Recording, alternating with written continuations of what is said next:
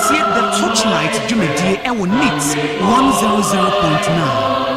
I promise to hold in honesty our heritage won for us through the blood and sword of our Sema Jerry OSEI AGYEMAN etnasi ewo the Torchlight Jumedi Ewo Neat 100.9. Na wonim say ebuna da numre yawo da numre 7:30 bia radio Friday political show adesua wo political show emudo Mark Jerry and the Torchlight ayase epon and mpontre. I promise to hold in honesty. Wotie the Torchlight Jumedi Ewo Neat 100.9.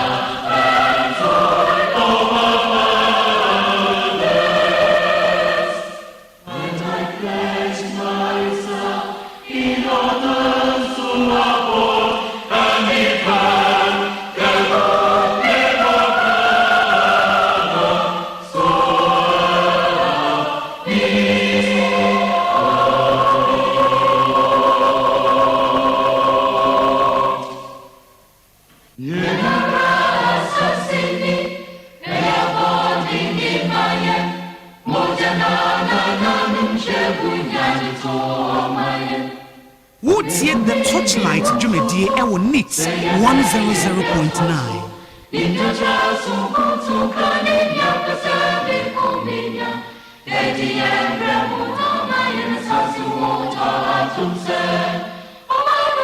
Sema Jerry OSEI AGYEMAN etnasi ewo the Torchlight Jumedi Ewo Neat 100.9. Na wonim say ebuna da numre yawo da numre 7:30 bia no radio Friday political show adesua wo political show emudo Mark Jerry and the Torchlight ayase epon and mpontre.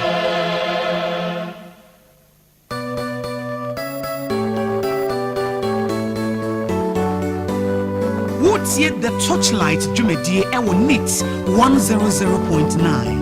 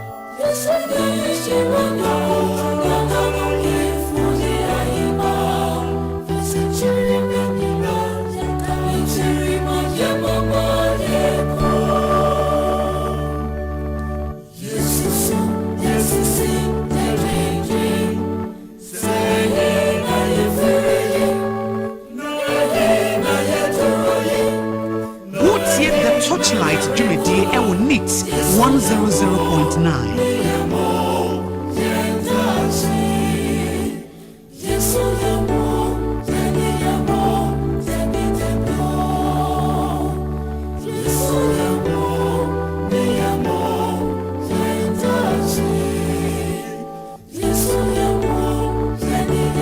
Sema Jerry OSEI AGYEMAN etnasi ewo the Torchlight Jumedi Ewo Neat 100.9. Na wonim say ebuna da numre yawo da numre 7:30 bia radio Friday political show adesua wo political show emudo Mark Jerry and the Torchlight ayase epon and mpontre.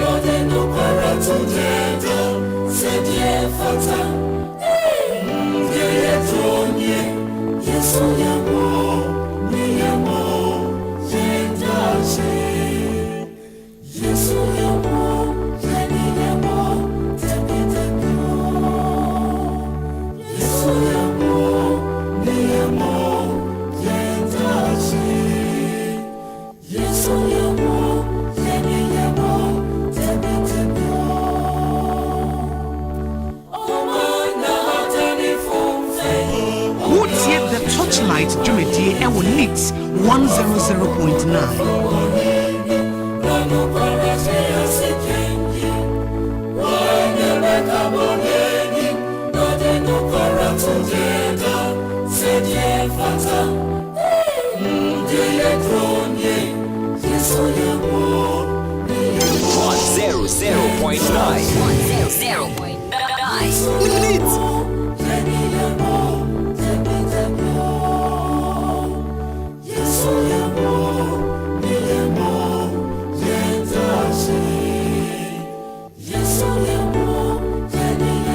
Wotie the Torchlight dwumadie ɛwɔ NIT 100.9.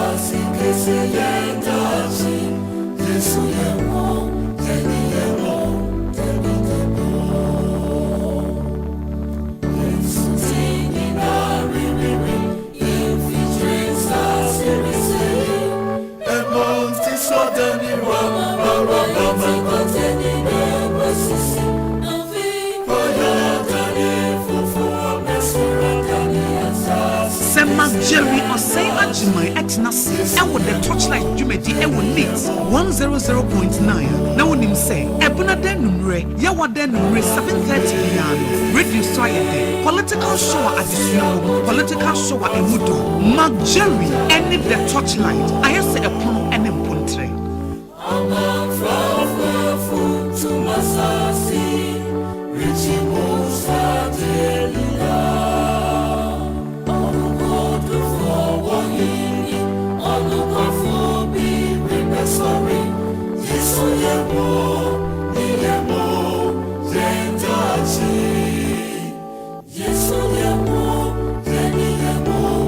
Wotie the Torchlight dwumadie ɛwɔ NIT 100.9.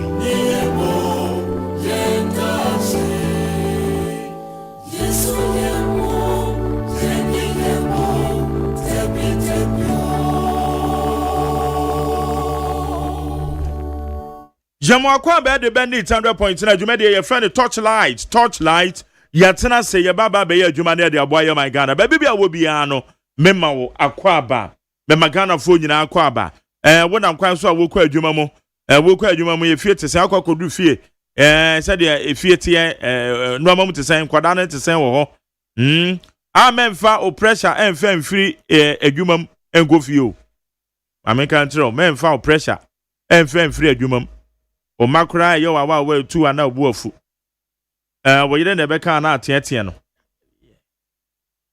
wo yire na beka wa na wo teatea no memfa sa abufu no sa pressure no memfa nko kona yoyo ho udware wi a bibia asa aduane bi na bedi a na wadi wo yire na ebe ho ana de uti ato no so forget about pressure bi ewo ho ye dia ye beko bado ate ase ye mo akwa be de bend 100.9 na many scrap dealers for Baba Casa, woman, ya brepa, no more press conference. Now, one press conference in the same bed, a womb. Woman's woman, and it's yes, my copper, nominee idea now. Yes, 40 free man with the qua man for who no man who also normally a no my brain. Abayinsi will be trust, yes, and the Abayinsi will be trust. So, now scrap dealers see any other home, and they baby don't come on. Number one, come away, MPP, internal politics. Ene MPP party headquarters election committee headed by Miami Senior and your friend Honorable Joe Wise, Honorable Joe Sewusu, Wamakasa, Wamsi proxy party, so be bejina matua mo bi de. Woman penese bekoso. Say watch out from the camp of Dr. Brian Champon, Honorable Kennedy Ohene Japan, ene eye doctor ya ose edutum. Ekwa kwesa woman de woman jutum say proxy na say ye adwuma. Ena menya ne tiase from the camp of Dr. Mahmoud Baumia, ene eye honorable engineer Kwabena je Japan, woman de almost 1% proxy nemra. Enti asem na ye chede animu nti ene kwaku ala ese ko headquarters wo. Enti die si ye no mebo amane me be mefrefre camps no so na mahwe sendia ekoso na ye hu dia ewom.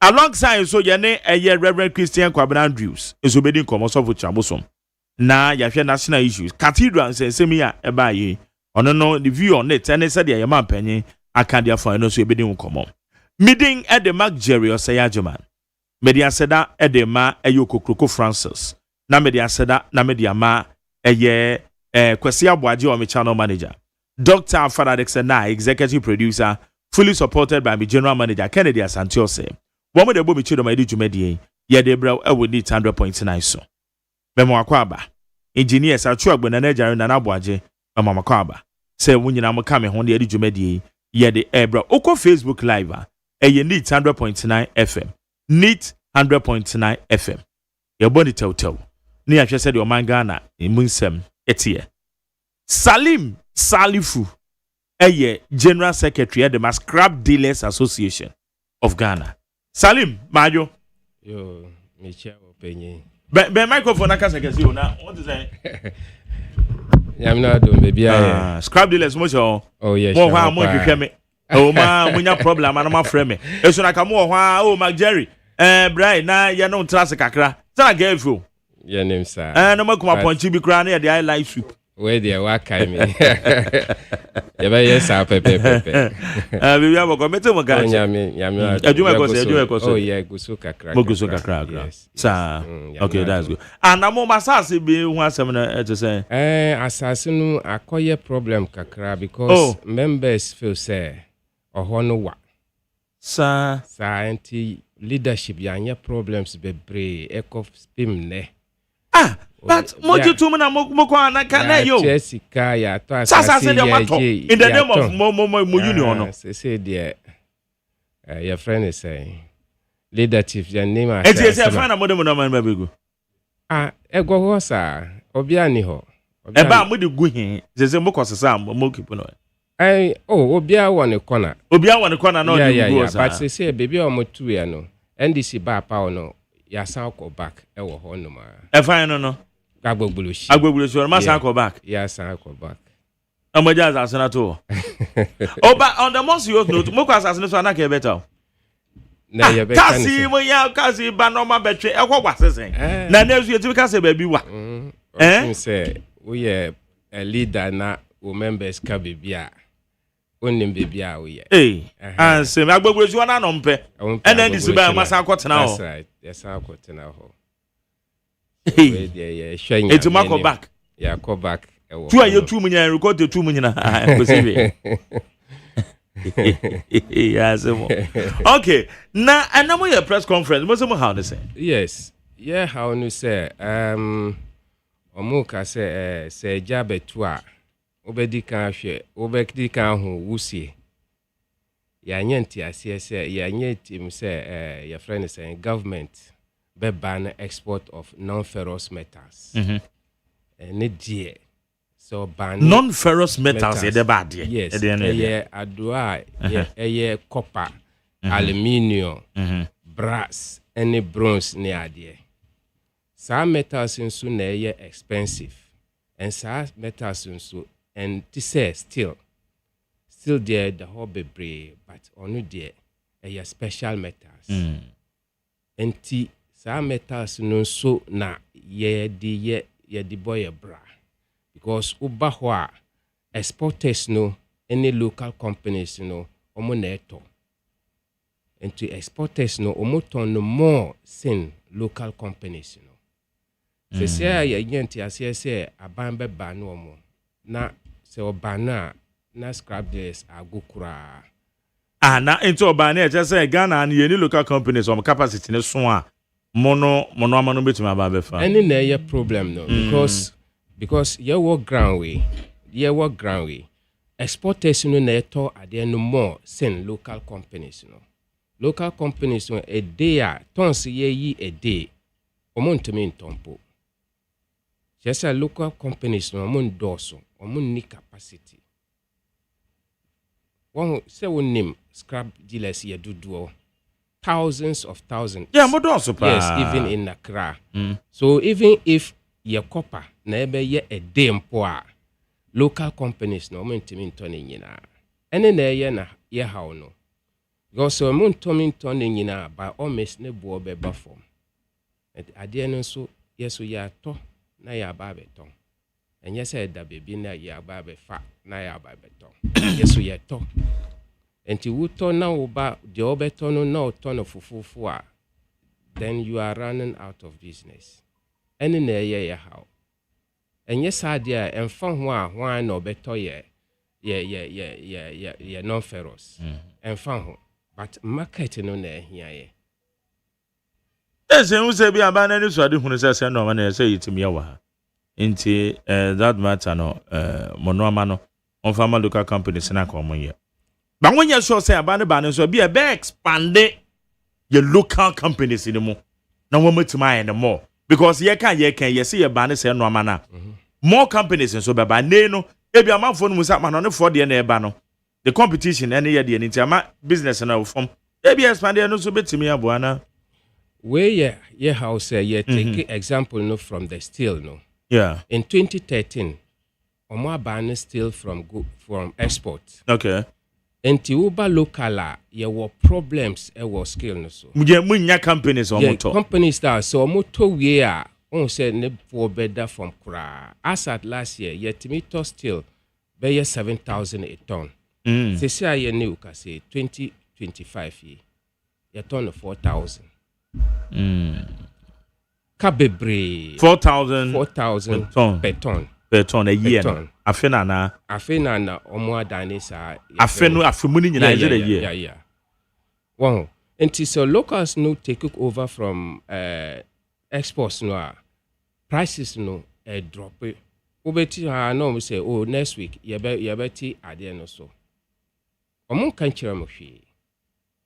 Enti wo Google so a still na price almost ton still market almost reduce here the same thing but over local no more there almost reduce there no man just so me local company to one ton more only baby a obedi ne ko so almost ton no more who say oh you run out of raw materials no more say oh next week you better increase there no kakra say mo di kwa no more to we no more san reduce. Enti santi na who say omo bane non ferrous no so the same level that we are going to go through. Anything na ye babe so say about we budget na budget na announce ana ye TBB sir ye TBB sir more under ministry ben trade yes yeah what trade my petition what you find out from the trade minister yeah find out because trade minister and Kasa I invited your meetings about 3 months ago any exporters any local companies any scrap dealers it was chaired by the deputy minister, so unfortunately we scheduled another date. And the incident, the plane crash came. Was that same day that we are going to discuss it, and the plane crash came. So we had to postpone the meeting. Up to now, we did not. Meeting. Okay, my press conference might draw the attention of the government. That's right. And I don't officially for petition come trade ministry. Yeah, per se we buy answer. Him say na man for na draw my attention government bia one tactics are what the information ya baba who say government we there ne sen e form pa what you say the information are e ground omo taking a serious pa until you per se starting to say do baby na ya fa petition akoko trade industry until we start starting. Or start no. I just said they are a woman no. Okay. Now so far one him for na eto exporting no. Oh, the export companies they omo ye bebre. Omo ye local companies and a foreign companies.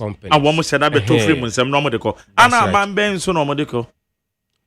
countries bebree bi mo nso kɔ China bi mo nso yes because raw material mo adwuma enda for mo enye easy o but say na ye enye easy musika sem na ase so anso mo don so mo nipa be 1000 obi 26 enye bro 1000 greater crown nipa 1000 last time checks omo am register small associations anya about 6000 yeah mo don so pa Odoso.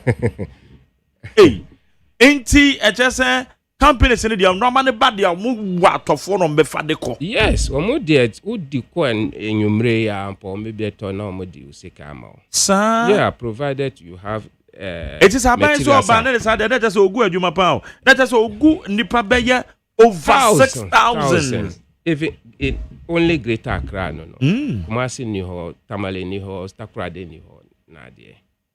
Enti na ese we die se ya mba abonten tema na omonti ya hawa enkoye kura enkoye because ye nim baby a ye fa so e was still na se na omo ye still no ye nim ahonchira e baaye enti ye dependent ade ye non ferrous na sesia because any day na benya sika kakra afọ still ne dey agukura still ne dey agukura uton ka na ucho ka no a udikwa wonye osika mpo wonye osika ba omo amowo sika no so omo twen say ya na omo dey aguho omo who says price akọ soro kakra na omo dey akọ but wa wonni capital endorse wonya choka ese wuko because wonko ton a wonni sika wo di better bibio ene na ye dipa bebre how se mo pesa ban na so nte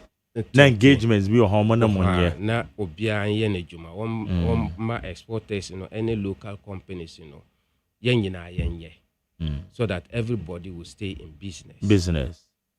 And that local companies na expand and na just say among said their own one important idea we ho say local companies in mpo they omodi ye no to na no omodi ye omo ye cables be me ye silver ye no atre the so many things and almost exported the same goods mpo almost exported and ye Ghana nko na omo toma almost exported but say ye ba say omo beto raw materials na e won ho a na omo pese omo to ne cheap ye ni omo problem no and exporters so obi betima ma osika more than 2 months 3 months say won pay materials man but local companies who pay 10,000 per omo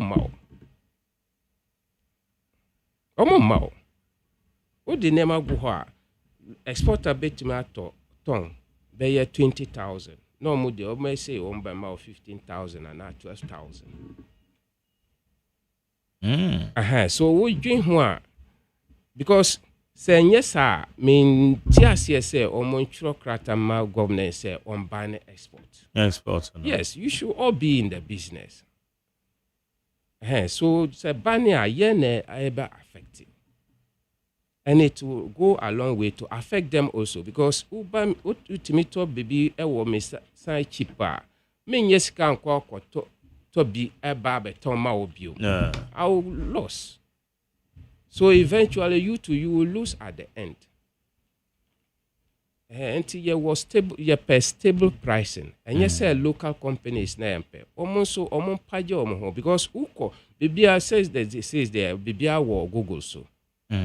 Bibia every day yenim send na copper eto, yenim send na aluminium to.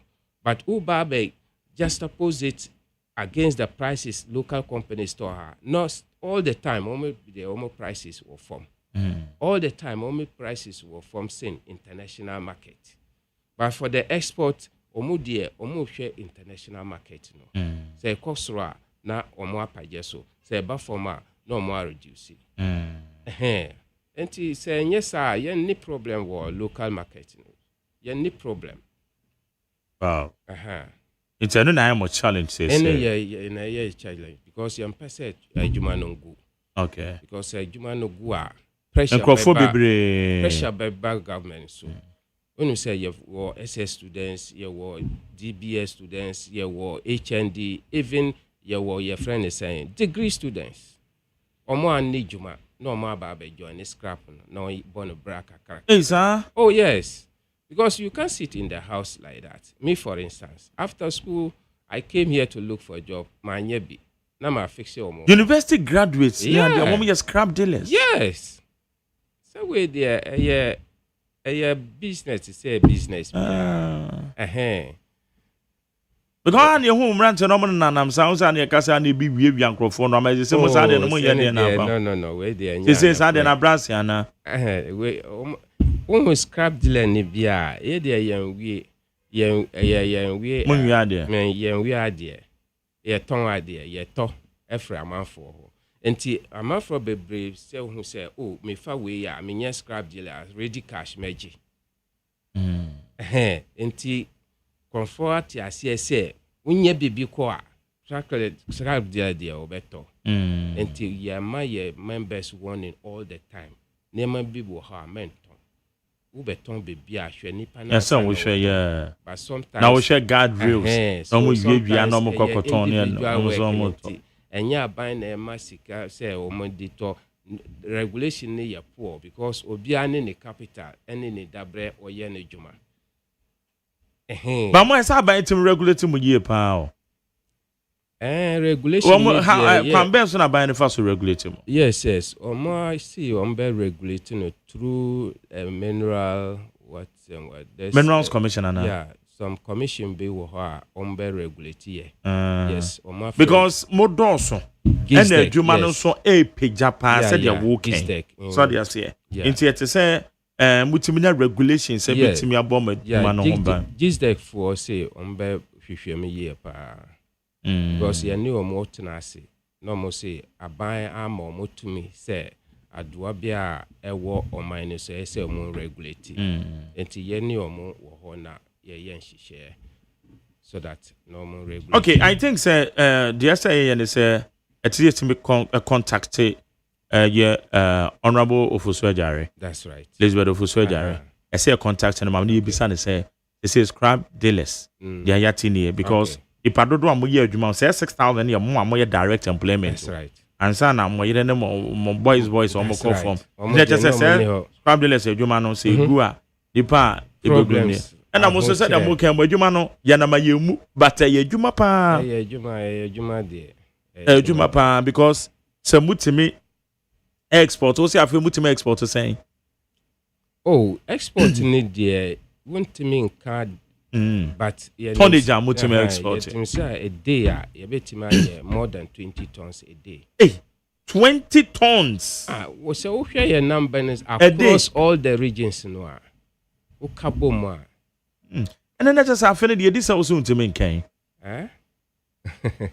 And it's a more exported and normal part the bois a man for wood. It wouldn't say a man would be bridge China and South Korea no near there. And no maybe Bromo, yeah, no baby fan. No, the Abra board days. No, it's not can who be ya industry, sir. And we just say more raw materials on better. And any problem, but industries no swap. In your my end, the end, industry exports in the but some of them crumbled the qua, woman. Okay, so remittances na dey se kan teno man anymore. That's right. And almost san wo place of work omo afa nipa dudu opa yes agyeman. So it is neither here nor there. Let's be like your friend say local companies to know no almost so the same thing. Ukọ industry and nipa dudu a na ye na adwuma. Ghanaians na ye sa agyeman. Wow. Okay. I think they say I contacted the trade ministry. Yes. Especially the deputy minister. The deputy minister. He was the one deputy minister. Yeah, I think I'm saying see to me contact you more. Now you're finding out. Yes, you're finding out. Say saying that a normal ete. It's a share ben or no more because a huge business. So they're saying share ben and no more yes say one more better say and to say ubia. One more BI export in the Bandisana is a huge challenge. So that's very huge challenge. I think you be contacted the ministry no. Okay. Na ye ho said ya ewom. Okay. So they say ha. But it says so masase ne so mo ye ne den. Assassin dear. Mo de be ye fuo bi ana mo de be man yenko tena so. Say no encroaches abem. Encroaches abem de bia ye court ye go ahemfie ye den ye bubu ndema wo se wo 3 months na wanko a wo be hu se obi ase ni den wo ho na akwa bubu na akoda na asem says back and forth now assassin mo register. Yeah, register. Say you turn wo some turn up once wo. 21 there say or yeah register estate developer yeah. It say there. The man said I'm okay. About 50 acres. 50 acres. Yes, 50 acres. And yes, as a get yes, as a get so. To say, Mochana Mutim because Nakamu why is the best. What do you say? On my baho, what did you say? And no crowd the banner sana. Obese son normal cregu come no their baho. No baby, you know their mamma. Kajumanu be fuama. Kajumanu be come. And I'm members and Tiasia. I'm say what. The leadership ya bre e was assassin. So apart from that, Majumano challenge be na na ewu. Challenge new year pricing no. Pricing no na year challenge. Because funding. So mo ba be fan and funding. Funding no in terms of somebody got to turn on no. Because as it stands now, you need bank bia or boy. Otime mama loan na difficult until obia ne capital obia ne capital until ya ukujina bank enim na ka chen say me scrap the la recognize it so a huge way say gives the bamu na regulation wo ho at least they will know that we are also a business people. Omu provided raw materials. That's right. We honorable Kennedy, you know, Japan we see steel plants, then I can steel plants. Now or top, momo steel, no, because then raw material the any steel. That's right. So that's here. Non ko baby found it's the best. So that's here. It's the best. It's the best. We ya be say adwuma we media ni mu ne ya hwe ne yetima contacted the ministry. So that's here. And I contacted the ministry na ye ho. How we can go about it. Okay. Why? Okay. And then I'll catch you on Crawford on with you, especially one more you may nominate. Oh, okay. Me catch you on myself, because send us 10 person no high no. Yeah, so be I am session. Obi I am session or motisa same way. Omunye ku na yemfa asem ne bako na hu baby a yedi kwakwasi. Okay. It's Salim Salifu. General Secretary Scrap Dealers Association of Ghana. Ebacho yeda sepa say yenwedi kom. Okay. My Jeremy so me dasi. Amo dem kati across o man mu baby a. Amanu baby a. Yes we dasi na akwenya wo mai no. Yes. We are very grateful. Yeah, we so me dasi nti me hu adwuma. Yo man. Your morning show no so ne ade nyina work on it. Okay. So that's here. Yeah, we said yeah. Why? Yeah, dasi pa. Mo so yeda sepa Salim Salifu. Thank you. Higher needs 100.9 Salim Salifu, General Secretary, Scrap Dealers Association of Ghana, and something in say ye can say, a dear woman and it's yes, I buy say or be banner export or scraps. I ban so banner companies ban a babeto. No, so quite in Zambia or Intiano, Oncomo, and na ye DA. And comment to me, no more interviews and so a woman. MPP headquarters, and ne, the AC war. Honorable Joe Wise high press conference. We invite one more and pay party and paying for to inside the fray. Young Frank at 2 phone in the bit to me could be at me uncle. When we see a name a coy. Our MPP headquarters. Into a idea.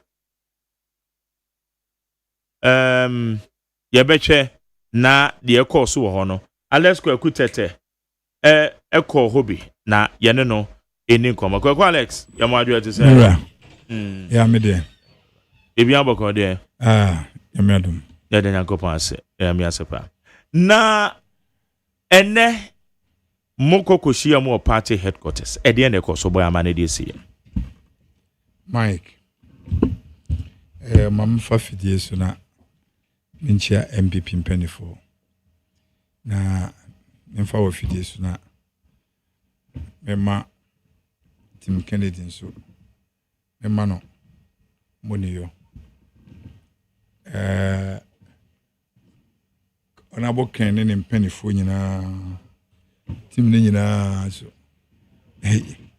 ye ma omo money yo enanwumre sisi America say omo wo yoko tim ne nyina okufodua ene de bi oye 4-5 be ne de when free hantem over be 3 o'clock ya no free Accra to Kofodia. Na before say free campaign office, free party office obedru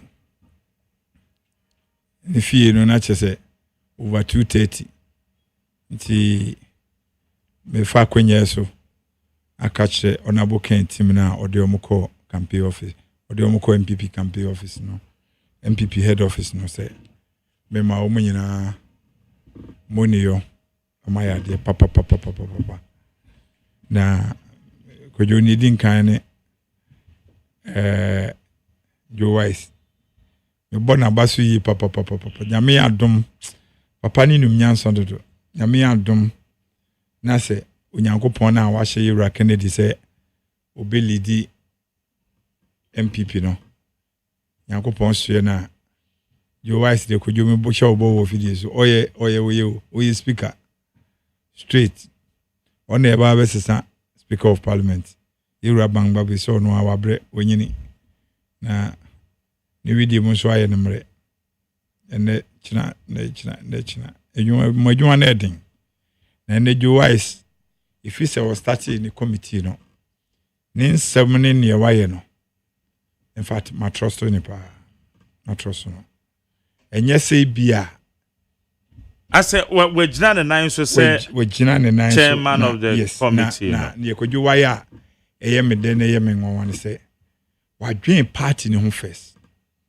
was because of the party no party ni gina yi on say enka prozi no be your constitution no MPP constitution no ema ho kwan ema yeto prozi be Ghana constitution ema ho kwan ema yeto prozi be MPP no de your constitution ema ho kwan then so man bia oh there be your proxy voting no yeah general elections proxy or general election election electoral commission for TMS arrangements no your general election yeto proxy your constitution yeto by proxy abato Emra ya decision about one. Okay.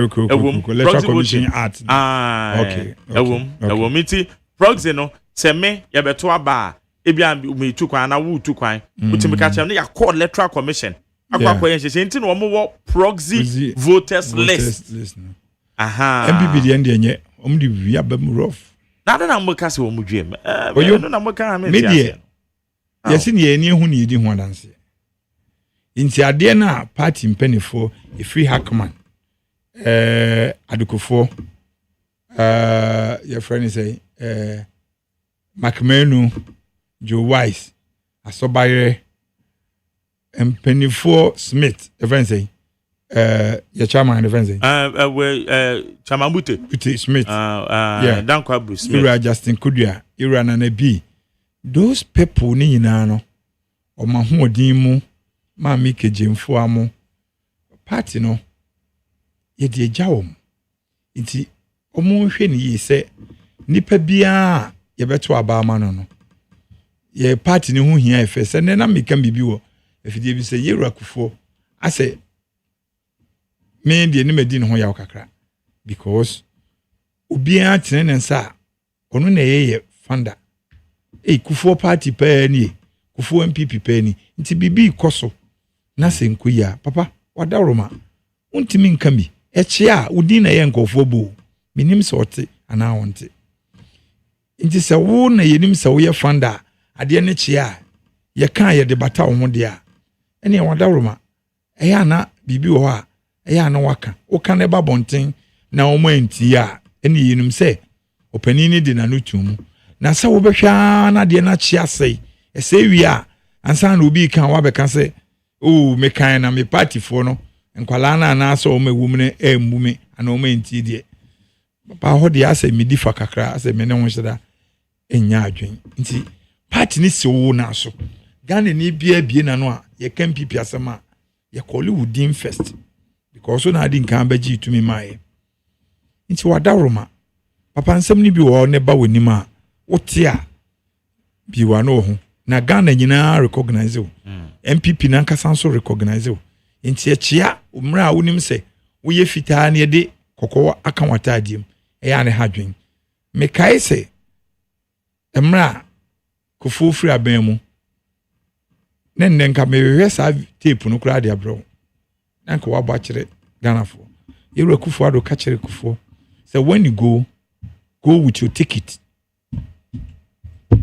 because we take it now the omba ni aliu mama nti se wo kode a wo ni waliu ni nyina monye den monko yewura kufu ado na refer kufu sa nti papa sa yewura nyame ya adom oni aliu nya 8 years ono nso yewura kufu ado ye wo refer ma wo no se nyame ya adom na ono nso ne ba wo nya 8 years a papa si wanu pi na ka kire ne say go with your ticket your man that's it papa men so emenya ba wo mia se o mpanifo ta na chi nti ade no party no sisi party na ye beji akonya 169 na kiraye na ye de buy no ya gi afri ensem to 137 ya gi afri ensem to 87 na mini ema homte kra ne say oma ya line omo apo court bi se dache enkwalei oma amini on papa nyina because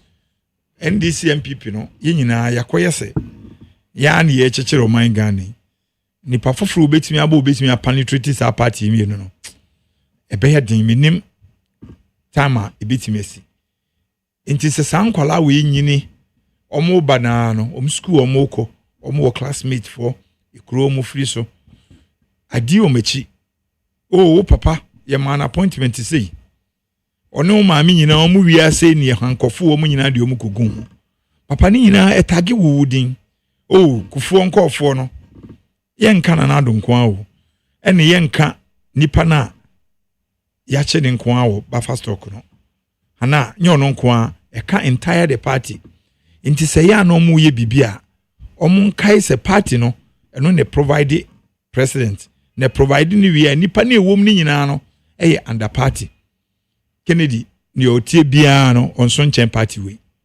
because me kai pa say yeto aba first one no me ne papa ne tena se a bi o 2 o'clock na me convince ne hard sa papa Ghana fo di wachi osano mba dia yenti ye ho o enfi o kan obehwe wanim din on kasa no hwe o kan bi wa no apagya nani no hwe nti me de me hu ne say empanifo wo party nim no omo hu se omo edi nkan be chechire party no no omo dwen party ne ho echen individuals no ba se ne die ye dwen se me a me dwen Kennedy ho echen se ne o ba o me a o dwen ba o me side ne o kwabra Japan a o dwen kwabra Japan side ne o aduchum o dwen aduchum interest no echen party no na party mpanifo ne so aye din na de ne gu mu fi te madaroma minim se o man bia hyehye mra ye yensesam enti na review constitution review ho no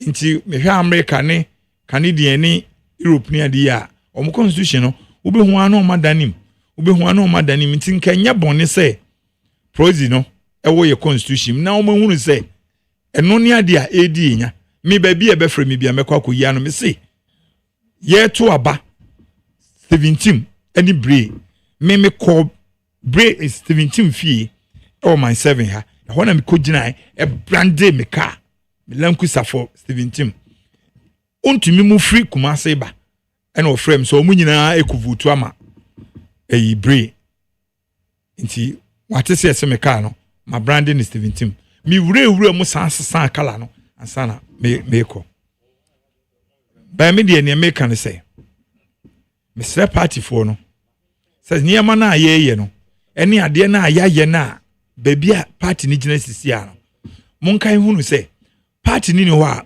obia nya obia o enti se munim se ye bema party ni mu ayedudi a eni ye yenhyehyɛ a yenwi hunu se ye beto party no na party ni wodin papa Inti se eye Kennedy nti ena party ne besa ya ye vote a ye vote ntia no. Eye Bawumia nti ena party ne besa ya ye vote ntia no. Se ye Dutum nti ena party ne besa ya ye vote a ye vote ntia no. Se Kwabreje Japan ti na party ne besa ya ye vote a ye vote ntia no. Se ye Rabran nti ena party ne besa ya ye vote a ye vote ntia no. Mpedifo na take a good decision.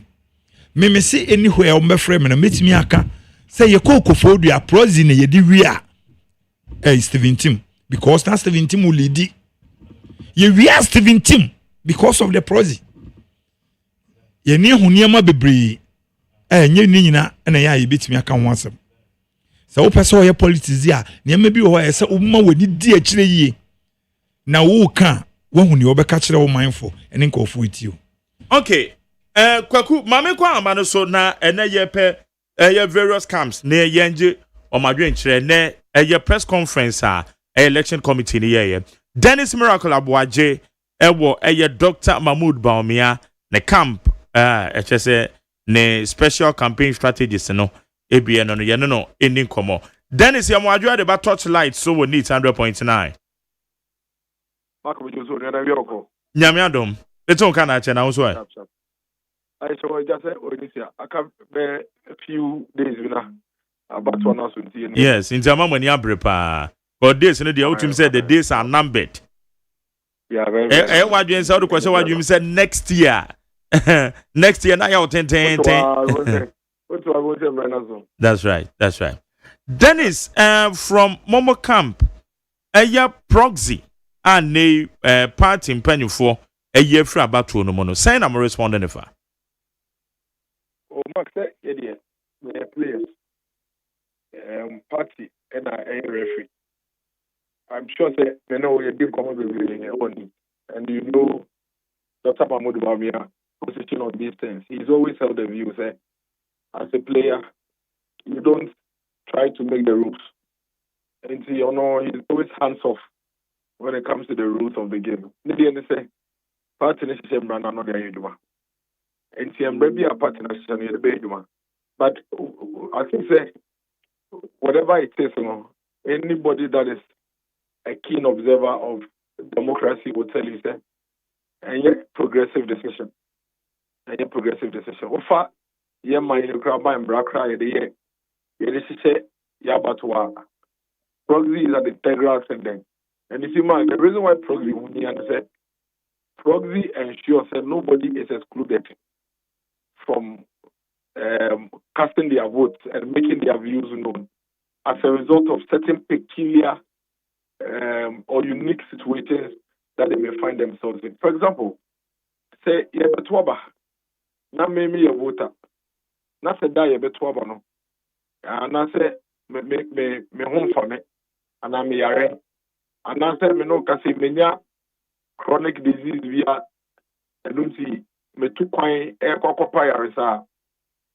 I should not be prevented from casting that vote and being part of the decision making. I don't think a proxy buyer to ensure say obi a legitimately a so to the tournament.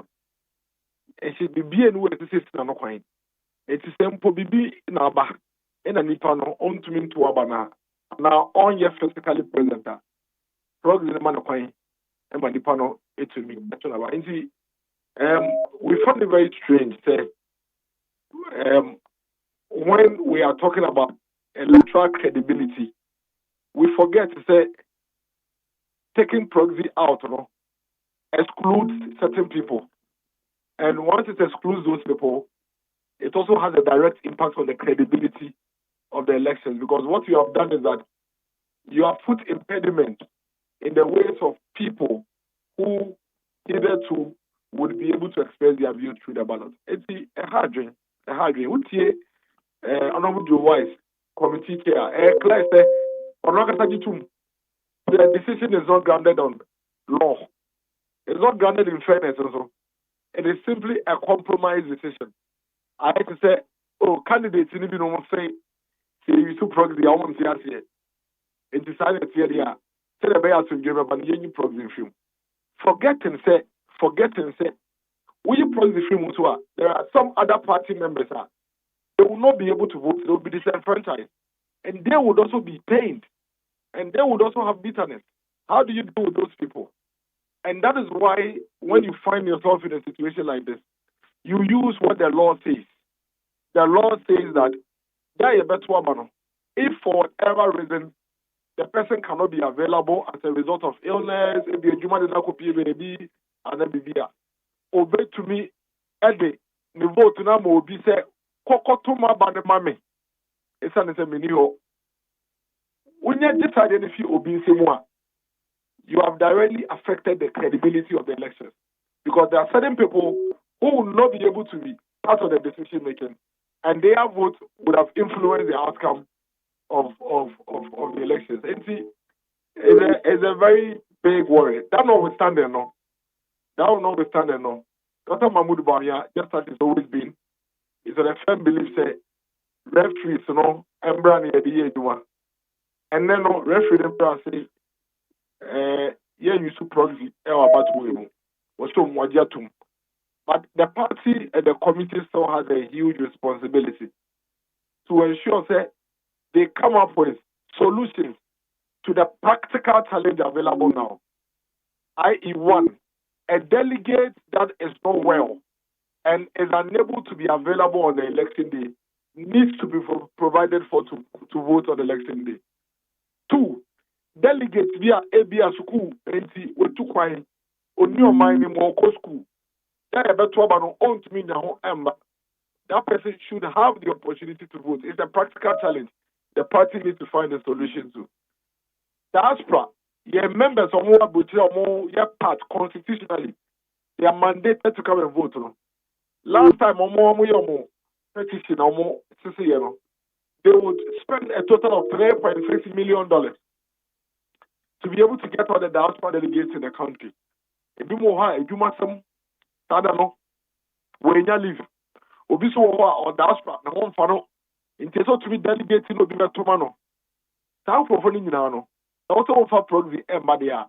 You should be able to put in place an alternate format on the media power. I'm hoping say in the coming days, the party and the elections committee will be able to come up with solutions for these different categories of people to vote. Otherwise, what the committee has done is that effectively, they have excluded some people from casting their votes, and that has a direct impact on the credibility of the elections. And so you see what will happen is that in your quest to satisfy some people who are agitating without basis and making unsubstantiated claims, you are now denying some people's legitimate rights to vote. That's a big problem, Mark. That's a very big problem. Okay, now, Diana would describe it as a baseless agitation, unsubstantiated allegations. I know that. I would say, candidates, for example, and specifically, can the Japan side specifically, I want to say, probably, say, over the bar, a bear rigging, like a bear an instrument for rigging, completely unsubstantiated. It doesn't, first of all, it doesn't even make sense. There's no logic in that. Because, Mark, the way proxy works, and say, there will be a window open for proxy registration. And what happens, and it says, me, and I die a better by me, me feel the member proxy. Me, metro letter. Now, I indicated Nipa, me pese, or ye me proxy, maybe a Mark, Jerry. It's a whole mark, and I have created proxy register, proxy list. And then ahead of the elections, you have created proxy list of all proxy votes in every polling station. Now, you have the proxy list, I'm all candidates. If the candidates here will have a copy of the proxy list. On the election day, just as we have the voter register now, will be a copy. Open up a show with the and a proxy list is that. And the constituency will be on your proxy. There will not be any proxy list. Constituency, your proxy. Every candidate will have a copy. Weeks ahead of the election. Over Ukra, over Baneda. It's the depend now, no, you're the proxy number. Or no, never police station, based on the list I will copy. Mark, how does this one become an avenue for rigging? No evidence, baseless, without substance, no fact. There Obia can say Medjin fair, and now no, you see, no, BBC, but Obian to me for the some point here, and can say they see, why it is, but yet they are dreaming. I mean, how do you run a party like this? And why I think that I talk to the court, in the attempt to please these people who are agitating without substance, they forget, say, those they are also denying their legitimate rights, would also be peeved. It is a zero-sum situation right now. Okay. Enti say no, momo dia mo hwe anim say practically no, party ni betimi demonstrate how safo no ebetima to aba.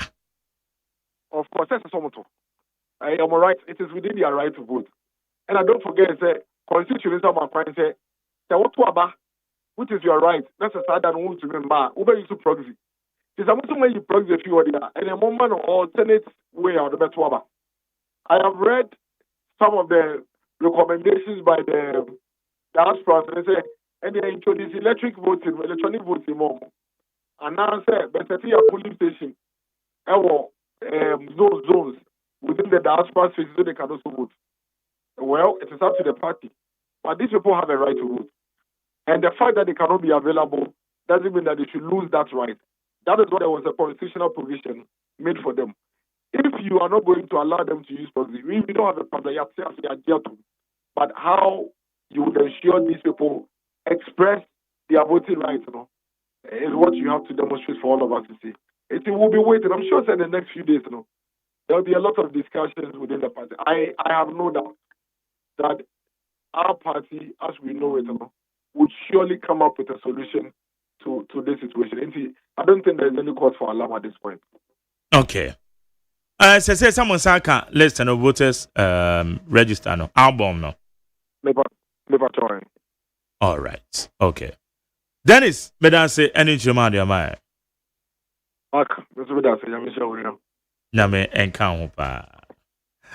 Higher need 100.9 Dennis Miracle Abwaje and I no edin common to no so the answer also ni problem but then you can also be legitimate because on mine about one kra no you were proxy ewomo because obi o ebedu time eto so to aba no so we register nko ade a e say this franchise obi a enti kwan ben so na safo no party no so ehwe so beto so the already so legitimate concern Baku Mike, your friend is a Ray okay, Abranti. Mike, media and Tossum. Be me go say and Tossum. Yes. Na me menka san say. And then a Supreme Court Chief Justice a woolly case. Now kofa circuit court circuit court judge kubuza and say near a coy no uhuni say. I said and council and this am do better now. What are you talking about?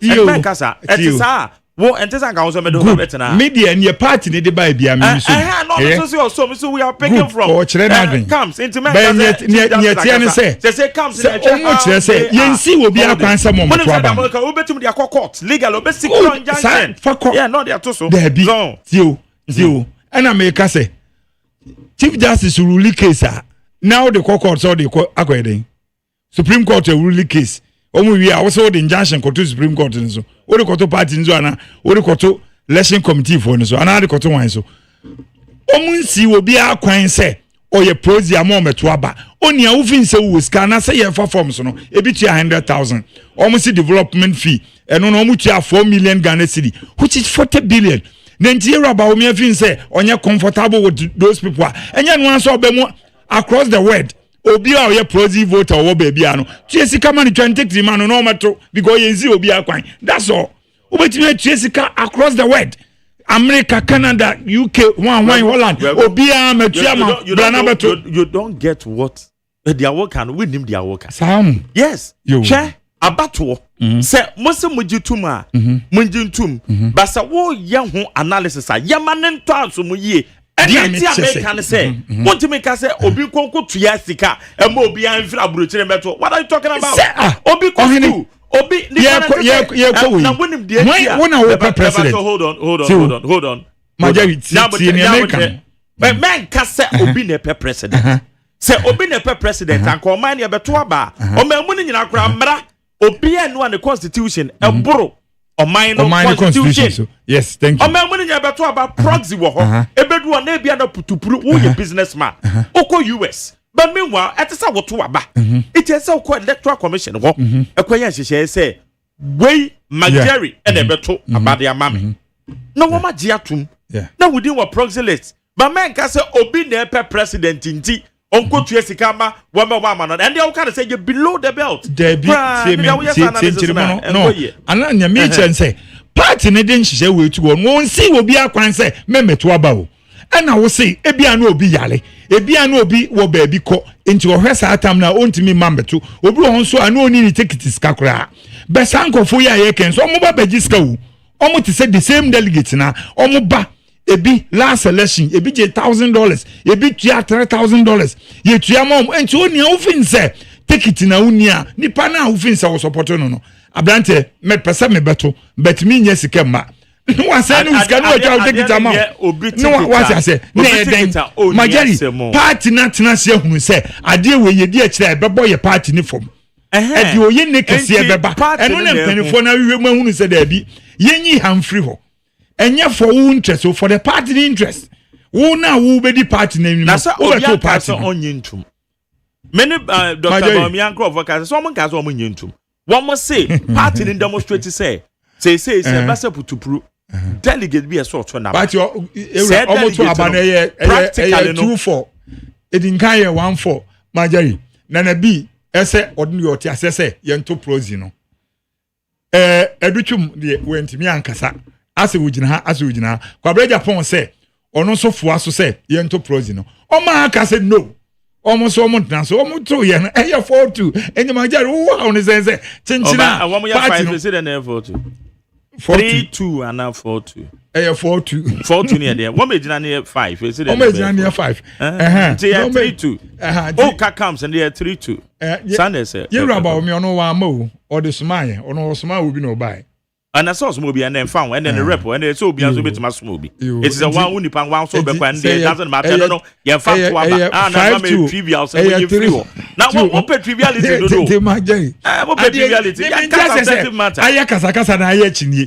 because Supreme Court na really we awie entin kan ye kan kran kan contempt you really case na wie o ma je contempt ye je response Supreme Court kasa wie a yetime kasa we o ma kasa wie no Supreme Court kasa wie no judge bia no ngofo obi nka na you wise ade no say the integrity wetena party mu watena Ghana obi enim ni nnwuma a waye enye mo na mo be hyehyɛ adwuma na mo de ama no wo na mo de na di anim sɛ election committee no oni anim na wadi anim ahyehyɛ hunu sɛ party no no ba beto ya onu Joe Wise ni din da ho sɛ DVL da bia bo DVL ye ka Joe Wise onya de ebegu ne ho fi wo hu sɛ onu so ne wiwiem onani wo fam ode nkofo wura mu ehunu sɛ prozi no edi party ni nya last election apakasakasa bia ma ho party free 169 about 137 about 87 party ya collection na yetimidi obi de ne yire akọ success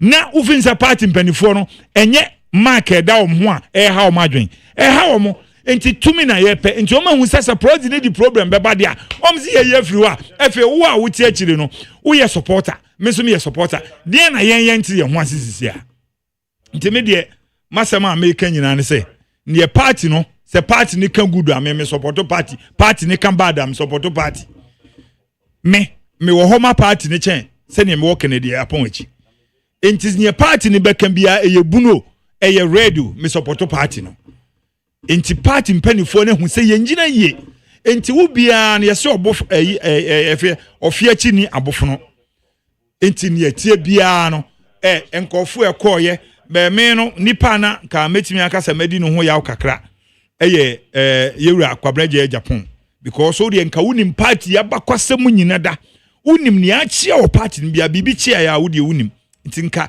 there's no need impose okra de wo hu se baby a party gina sisie ye lazy boot na ndisi nso lazy on boot because MBP no ye wo track mark bi da ho ndisi nso wo track mark da ho nene de ba ne sen NDC timi free omo track ma ba ebe fa che se eye me nwanwa ye matete NDC timi be rise to 188 still now no munya nwin den performance ben one map ben ye de aba ne de akwaje saa seat na ba begina wa na ye ka ye beko prozi ho ntokwa party ne hu se prozi no emwa obso metwam ye yefrim onia ufin se wo ye ready so ba beto aba bra unyi sika odi betwa ticket anu atena se se wo hwe na wo ho dodo a tena se obi an kotu mo obi se wo hwe ye de uto hwiche mu ye de uto play mu ba ne be ya bra oto aba wi ani asan de what to play mu ne ye de uko back me dem fin se ebeboa na party ne nhyehyɛ ne omne am omo ye no we nyina afiri ho a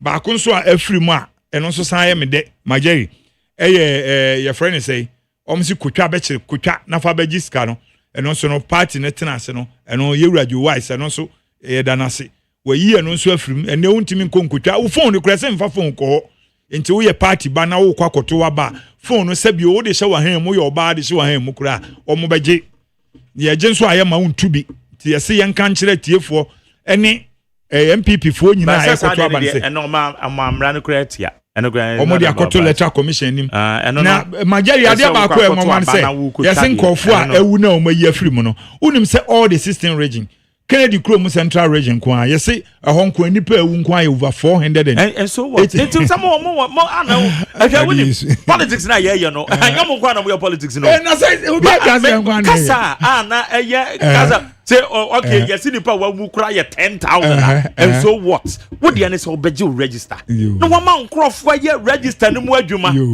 eye trackable we betime trace na wo gina na wo kasa na yes nipa ewu me ono kwa ne side no obia nipa 5 no obia fa coordinator 1 Kennedy kwa sheda fa nipa 2 ofa nipa 2 wo mo de sheda tuo mo kayi me say register to mo de amamo mo de amaye enti mo hwem enye hwem no ya kasa be no say ya nipa 400 enti ye hu bibia ense se ye ka ho okay nipa 400 enti de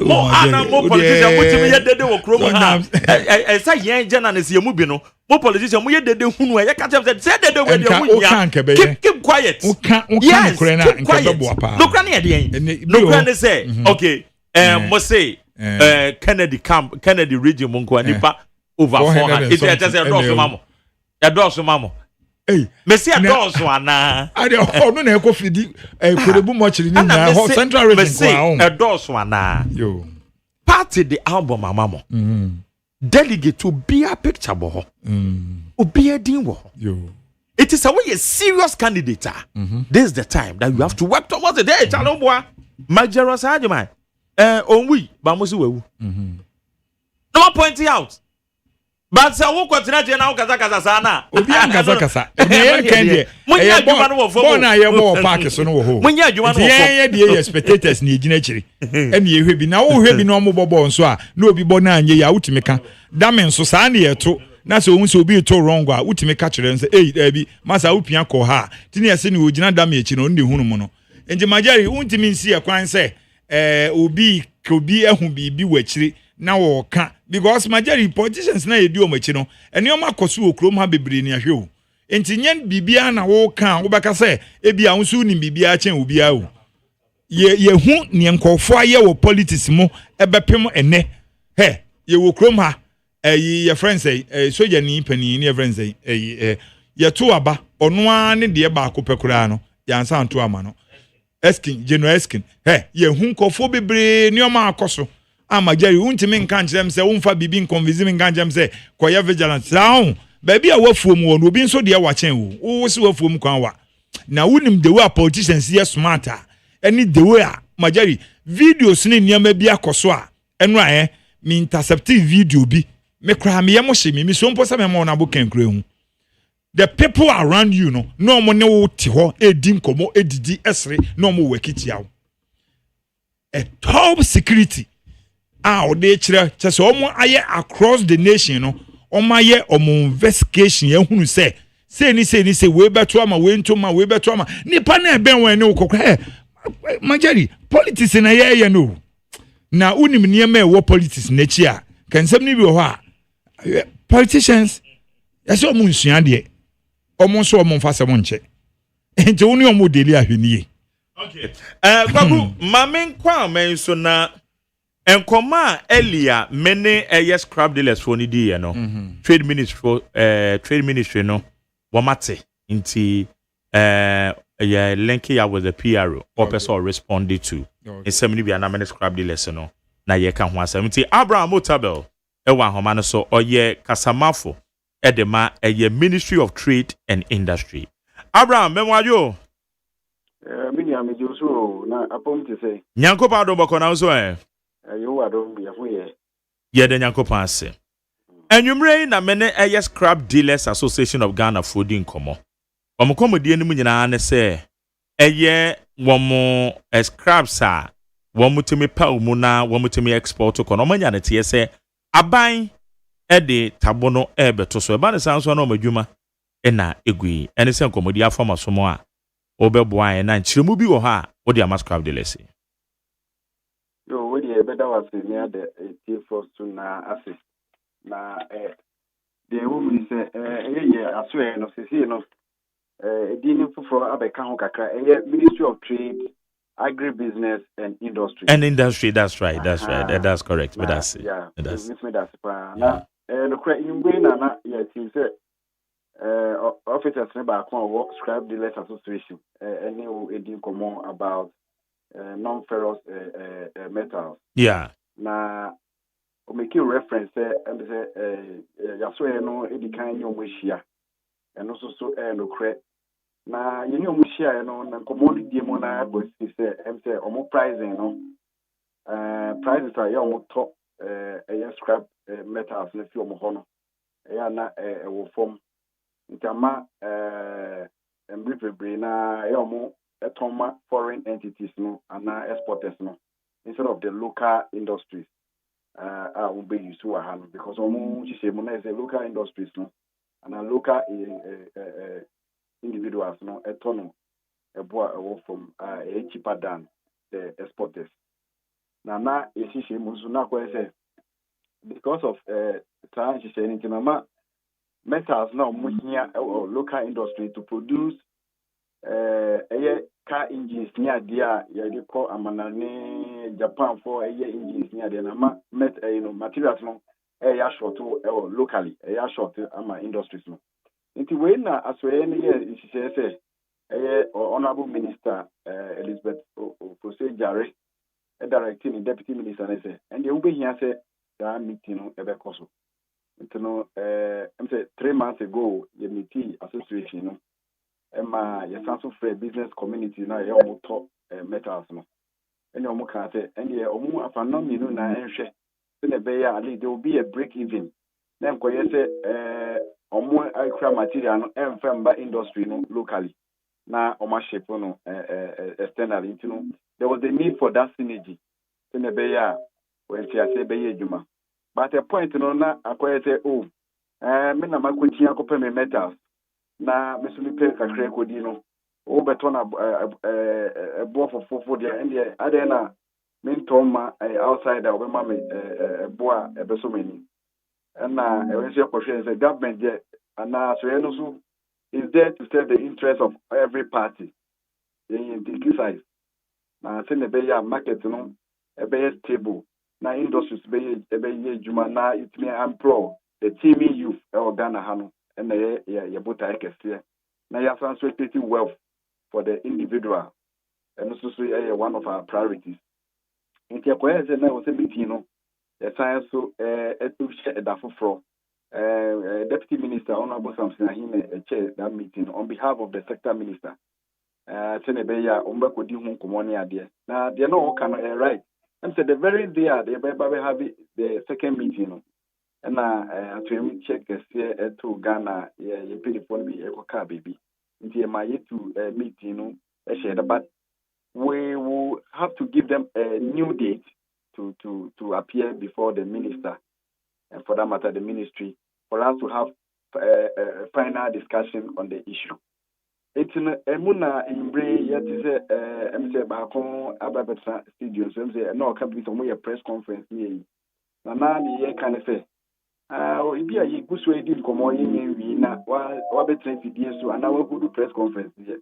You have not been fair to the ministry because And she said, yeah, you go so pet. Akwenya say the amicable solution to resolve the issue between scrap dealers and the entities involved and the exporters. Now, we already issue say government intends to ban, and so there's no intention to ban this non-ferrous metals as we speak now. We know that other African nations have banned it, but we don't have intention to ban it now or anytime soon. But what we are doing is that you raise issues, say more prices like the form exporters form, and that is what the ministry is keen at addressing, because one of the key factors is that over 6,000 jobs are creating now is something that is a priority to the ministry. Also raise the issue about funding. You was funding issues. Ghana enterprise agencies, SMEs, small and medium scale enterprises, and so it's something that when we judge, we'll be able to resolve. So there's no need for a press conference as we speak. No, so the press conference will be some brilliant question about why the press conference now if we are still engaging, and also is a way of raising attention and all of that. Yes, we believe in some of this, but we think that it's early days yet for you to go on air and raise any kind of issue, and then later you come back to the ministry, which will not be it will not be too nice to do that. So we think that they should come back to the table for us to have that cogent conversation. One of the very good questions you also asked there, and I didn't know for petition member because we were not even waiting for your petition, but we invited you in the spirit of good governance and cooperation. So we think that we need to, as a ministry, to be treated fairly. But be as it may, the ministry will still go ahead and engage them. We think that they should cease the press conference and rather come back to the table for us to discuss. The minister's doors are always open. She is a woman who operates an open door policy, and she's ready to listen and also make sure that there's a win-win situation between the two parties. Thank you. Yeah. Oh, okay. Now, Otabo, my yansha pricing no, and when we raise and may sure some more tenants and more better one year because said okay, local your friends say industries no. Now one munya because one munu susu say said you more ton no, one man export to my de kono one mon ton sa. It seems say no so say mo hwe ye in order also not to kill when we provide this a year no ferrous metals. Yes, you are right. You are right because you see, a month, 2 months. No when your metals to get metals na SK. First like go from Fijiria no when you be. Omutbi kwa kobono upper west near the no the bar. Na industry. Obeshana at least good money no. Now you mu bagenia ni. As rational as we are. Ono so be obia obetwi amano bibi kakra. There is something that we have also tabled there. We need to point it out to the local businesses. We think that in as much as you need the materials, you need to give them a fair price. That way, it will encourage them to also bring such materials, which is running in a scarce way, to you, to be able to also run your companies and your industries. So it's something that is a priority to the ministry. And for that matter, the minister. And so, it's something that I think that we will not gloss over. The ministry will really take care of that as well. Okay. So, Otabo, you better see ye pane your quick intervention na with media by Brana, many a year a brantie ujina, scrap dealers ya nemu, AD and Como. Na, one more say, one more palm was on back house, one more you move rubber bruisio. Yeah. And now one more call back. Now one more year under my ministry, and yes, you are concerned, Mamo. Yeah, I think generally it's an issue of concern to everyone. But however, land issues are mainly under the Ministry of, I think, Lands and Natural Resources. And in this case, I recall that the Greater Accra Region Coordinating Council was the one leading the charge. So, as institutions of government, I think that there will be the need for us to coordinate coordination to see how best we can get them to stay or relocate them. Because I recall Senator Bisa about why they've come back and all of that, and he alluded to the fact that there's been a change and all of that. But then you all know that in this country, one of the best things that works is systems. The governance structures work, and so I think that is something that the ministry will look at with the other sister ministries, Ministry of Lands and Natural Resources. And I also understand that the Ghana Integrated Iron and Steel Company have already engaged them in terms of regulation. Yes, and all of that. yes. So as state institutions, we'll strengthen collaborations and we'll work to put them at a very good position or rightful place for them to also survive on their businesses. I mean, what we gain as an institution when such businesses collapse? And that's why I alluded to earlier. Said we have agencies that even support SMEs and individuals and all of that, because she mentions one of their challenges funding. And so it's something that when we continue to negotiate or collaborate closely, we should be able to resolve some of these things, rather than maybe staging the press conference and all of that. Okay. Enti Mejimedi said ya wajia tumuno ete se etimi yen temna mutimi shede wo meeting na wo nso ehu ye wo jinabre said ya ete but for emphasis sake we say enya ade a aban no ebe bane wo madwuma no mo ye ne se ekọ aman hodo so no. No. They shouldn't be afraid of anything. I mean, we are engaging them or looking at the possibility of strengthening their businesses and all of that. And so they shouldn't raise any fear around and causing fear and panic in the system and all of that. Because of that, Omar is a bit jittery and all of that. But you are engaging with us, so why don't we conclude on the negotiations and the engagement instead of going out and putting some kind of issues around, which we think that it is not in the best interest now. I think that we should continue to engage for us to have a common ground to be able to resolve such issues. Okay. Otabel, yada say when you didn't come out and then you marry. Now, 7 minutes and away. Oh, radio don't know here. In Brea, Siana, we meeting with the Gutane. Abuso kinds paper and a traders advocacy group Ghana mete send obesium yeah, so in Brion meeting we've had a very crunch meeting and all in the interest of the Ghanaian. Looking at the appreciation of the CD and all of that, prices of goods can come down to the barest minimum to provide some kind of relief to the people. Okay. What about you say and then you raise on your income? Yes, that's the brain. So we provide a platform. That's right. Good. Bibian Sunia, you be communicating. Why? Yes, that's Nyamishra one song. Thank you. Yene Abraham Otabel or PR the ma trade ministry no.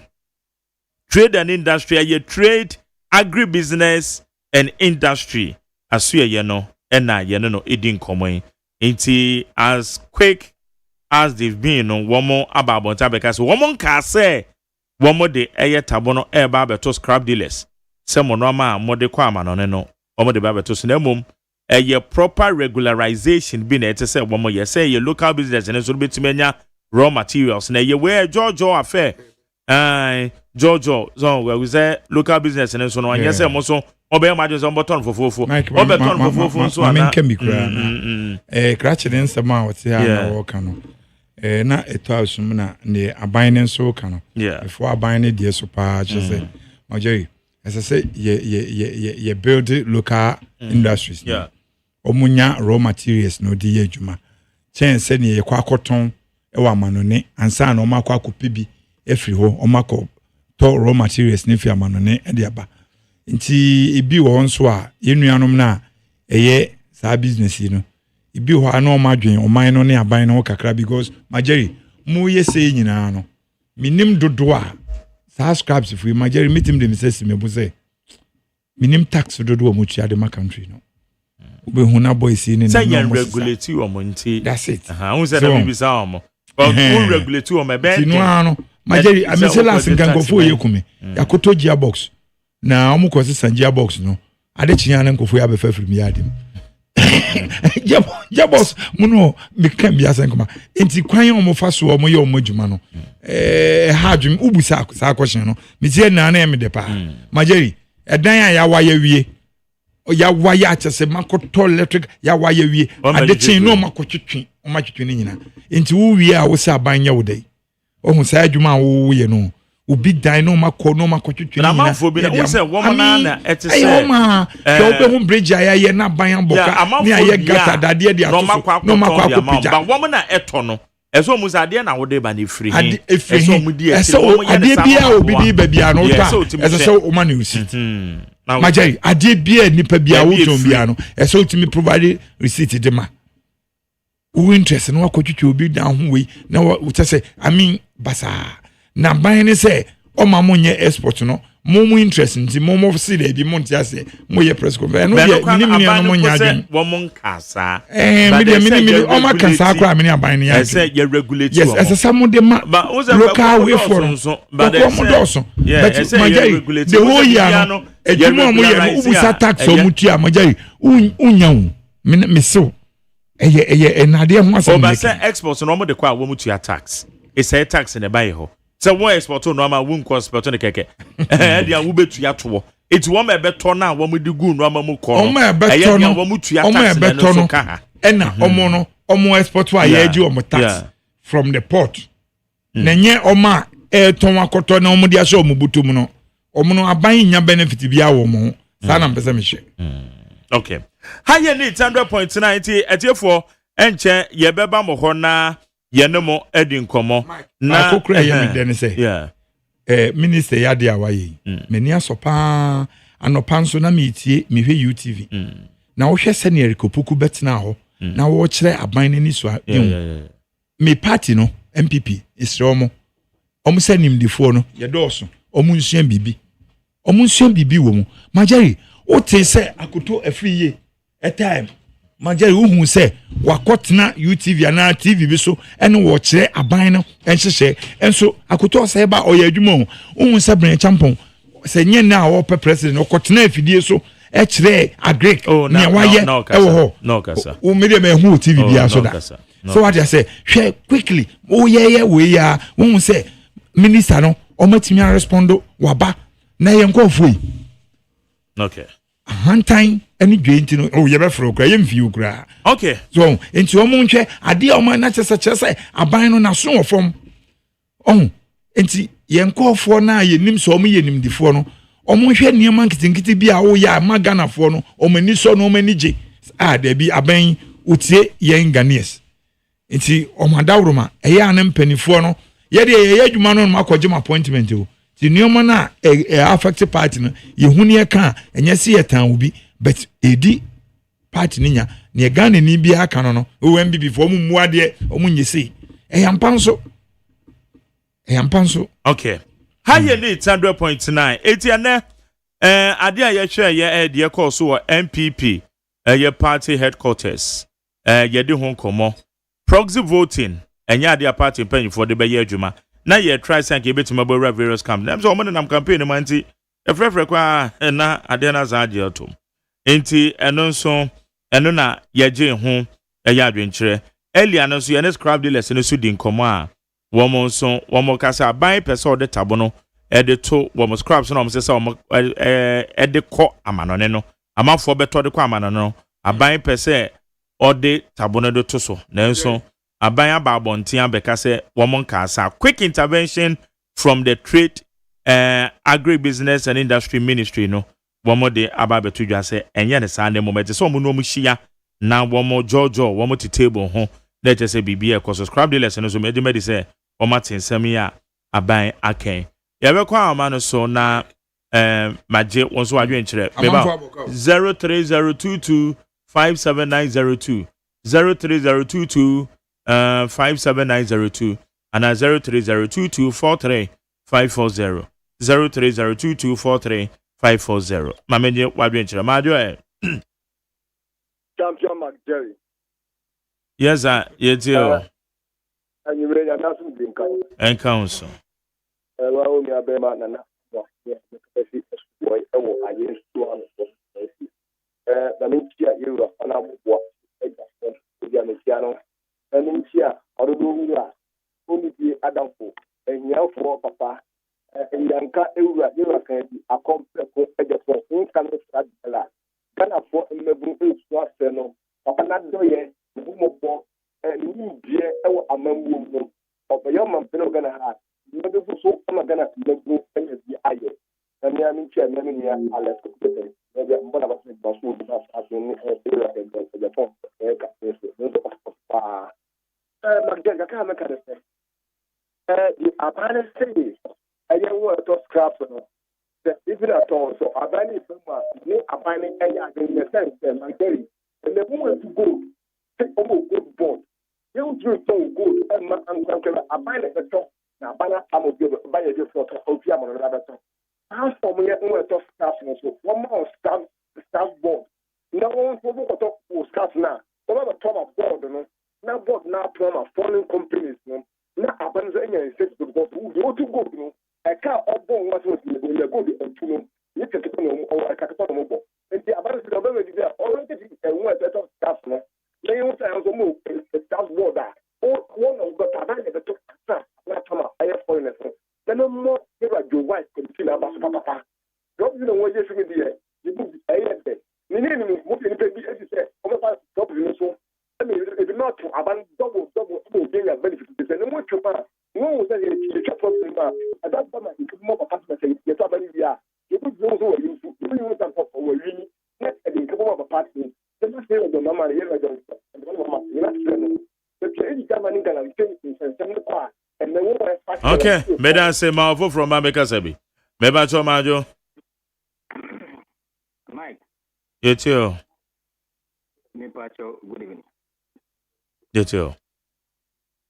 Me pacho se jabo ko die. Yamia Domoko Yanko. Me pacho family agbada. Mike, ya no achia NDP ni na o studio ka je me tia ni pa. Dan kami o NDP mo kama support you can Japan, but mean on the mean support.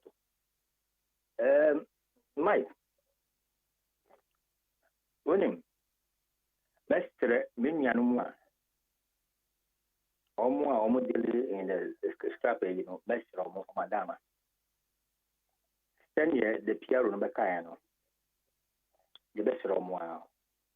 On se what should be as na unwie na wo di ho asem be problem ya as obi odi atma kokos unwie ya wo di aba to the court of public you say amount from that come asem the uni say amount from come asem e dey na wo di purpose nti be sero mo say bibie ni a wo mo ka no nti ye ma me so ye no say obi obi no ho asi pa nti o mo pomo dia na o mo ko fombo na o mani ma be an ko tra sen ye yabla ne kare no na asumbi mbra na ma mi pa cho ma me fa nkram ma da fa ma ye ura chi ban ne ma me mi pa cho ma bra ma mi pa cho what ti se ya ma chi ban appointment dia na ola ma Yes. mi so say we see what ti se chi ban ne appointment bi Meba Cho minimum.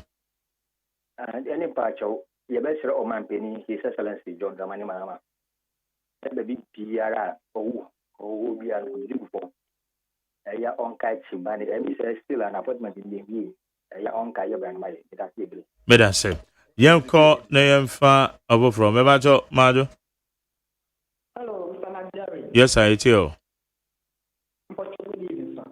Good evening. Program and I'm from no so that program I am the past study as no. Sunday man yet if that the president has said I one month a person for the double by a week time by one said I'm not going to me I didn't know that none of my aluminum alcohol as if I had to ask me and to study that for sure. Ombaka dia o mande de basket eninam omuntu amni so bia no ba no ko gura obi dambo bibia mbo ho na ma sa ko tanam dia mbo so me so me ka sendia ɛndeɛ mentu sikasɛ bebree monhwɛ no nyɛ ho adwuma ma mfa mo ase paa Mebacho medas. Medas pa. I'm for Dodia. Majo. Yeja openi Yetio. Fem Alex Okuta mi fit dance my break my west. Baby Canada Japan will be a piano. MPP delegate Japana, Mufama Yura Canada Japan. Now what the map about me the finance minister you should know my more because the home party be power. Omuni abe jane. That's it.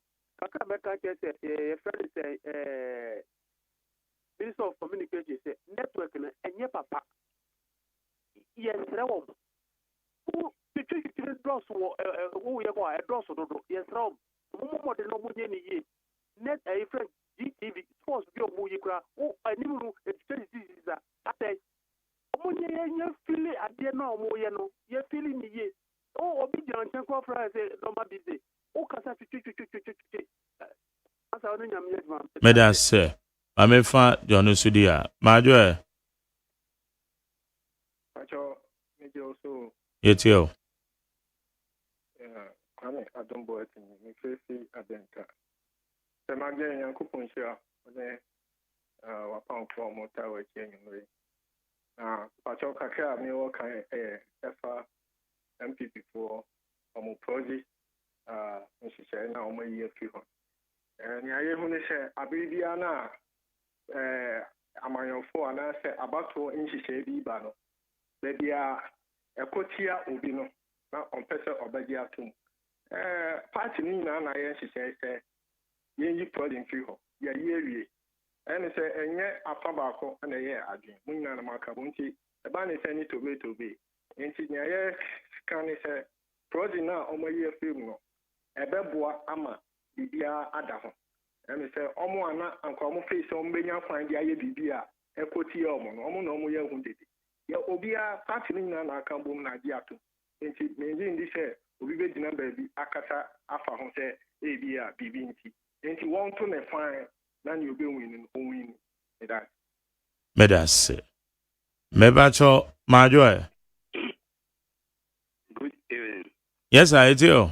Magere Yes, sir. ABC Kasipi Abede Truk Abeka Kwaku Alex mi hunita baka say me sim prasin pa nana mako me se ka check Japan say me wa se mako mi bia ye si general mo a me bo cafe ma ka Japan wini wa me on minita eti me sim mo credit ka o credit sika keke mo me number we oda me ho mo ntim number mo peke ka ba keke me bo cafe na mamu Kwaku Alex me na fm ABC am Kasipi Abede no A1 Mami pencha kese ma ju ashama Na wo odame one no business bi ana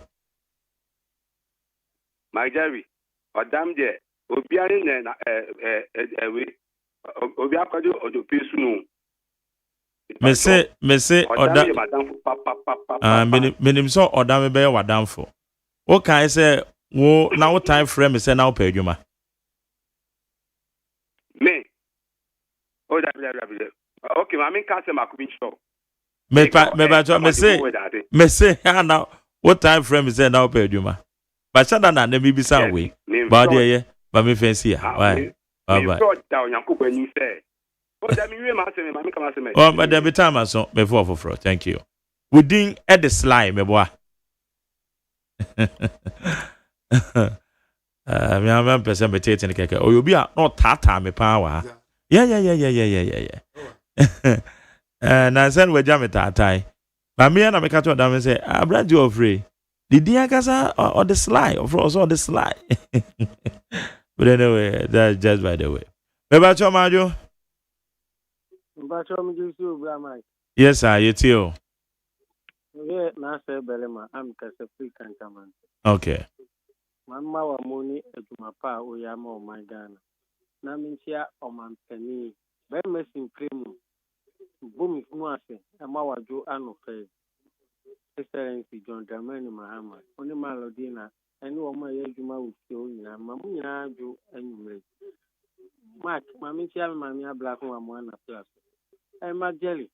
On staff for us to be a year can say first draft no say baby a omde ne turning so kon I have been papa media kaban betumi kra and say individual to na ko ye ne say company wo ko sisa wo ne ma na wo dia be aba ho ne awe ne atua ka na ban na to magadi hwese compound house wachi ni asise na dia si umpuma mpokwan wo ko kan ye den se kan gina wo so na what basa baby a bedu bia na discuss ye go say ye to scribe so a ama ko ye tan cousin ese Ghana ese ni wura ese wa ni wura de se do bia pen wo ye enti media saban so obeto a we wo mane nche eneni tena ya on start o ya akunu ye ba baby a wo to niema no enye company ho a aban timi sisa waboa no gu obi afitira aban timi sisa de ko because enye se baby better do me I say cross here better baby a touch class you okay. But that's it. I say regulate the year, medasa pa. Higher 800 no be free bia. Medase. Yamiko bibia ho. Say mo frère. Kwa kwa dey try to work yango. Majeri. Ngana for the omo wo ye ho abotre MPP for. Na me kan say obi amfa na ho odin hyem na ye nyina ye nya dwuma mo party no.